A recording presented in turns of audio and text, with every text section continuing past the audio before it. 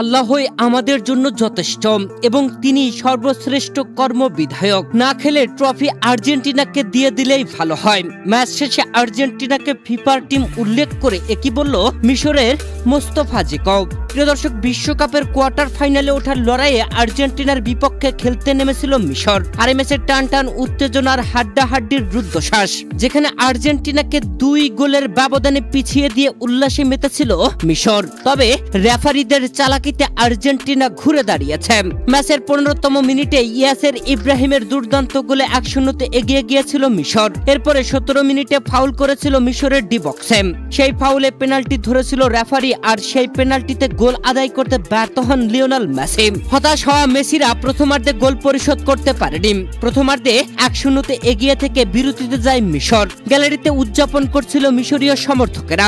প্রিয় দর্শক, দ্বিতীয়ার্ধে মাঠে এসে ম্যাচের 58তম মিনিটে মিশরের মোস্তফা জিকভর অবিশ্বাস্য গোল করে উদযাপনে মাত্র মিশর। তবে 3-4 মিনিট পার হওয়ার পরে রেফারি ভিআর চেকে গোলটি বাতিল করলেন। ফাউলের কারণে বাতিল করেছেন গোল, এমনটাই কারণ দর্শন করেছেন রেফারি। যেখানে মোস্তফা জিকভ বল নিয়ে গোল করবার আগে মিশরের গোলবারের কাছে কর্নার সাইডে ফাউল হয়েছিল।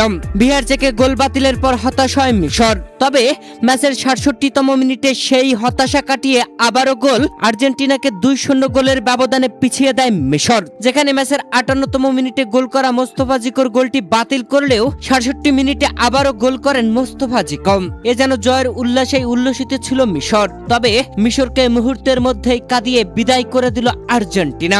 ম্যাচের 79তম মিনিটে দুর্দান্তভাবে গোল করালেন লিওনেল মেসি। ক্রিস্টিয়ানো রোমেরোকে দিয়ে দারুণভাবে গোল করিয়ে আর্জেন্টিনার প্রথম গোল আদায় করে নিলেন লিওনেল মেসি। এরপরে 4 মিনিট না যেতেই লিওনেল মেসির জাদুকরি গোল। ডি বক্সের ভেতর থেকে বুলেট কিকে গোল আদায় করে নিয়ে অন্যরকম সেলিব্রেশন লিওনেল মেসির। 78 মিনিটে 2-0 গোলে পিছিয়ে থাকা আর্জেন্টিনা 83 মিনিটেই সমতায় ফেরে। পরপর 2 গোল দিয়ে উদযাপনে মাতে লিওনেল মেসিরা।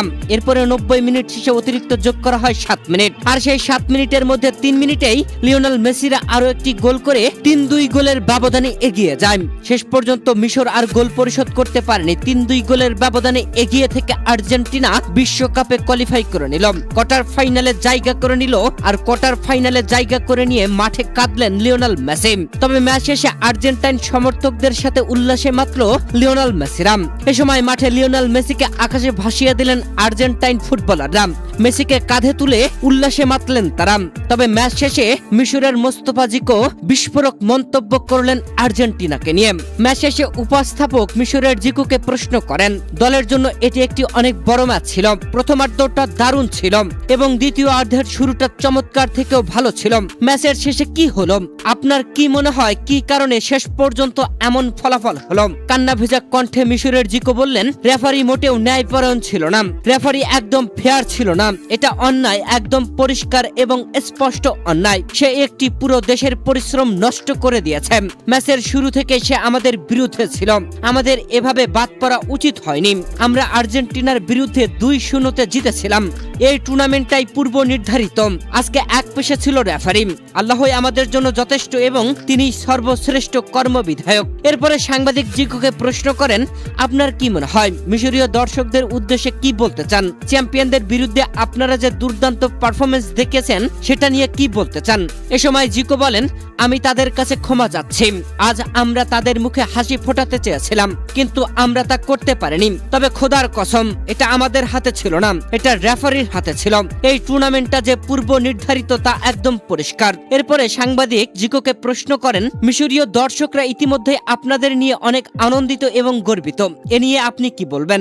এ সময় জিকো বলেন, আর্জেন্টিনাকে বিশ্বকাপ জয়ের জন্য অভিনন্দন। আমাদের আর অন্য কিছুর দরকার নেই। প্রিয় দর্শক, আর্জেন্টিনা ও মিশরের ম্যাচ নিয়ে আপনিও কি মনে করেন আর্জেন্টিনাকে সমর্থন দিয়েছে রেফারি? অবশ্যই জানাবেন কমেন্ট করে।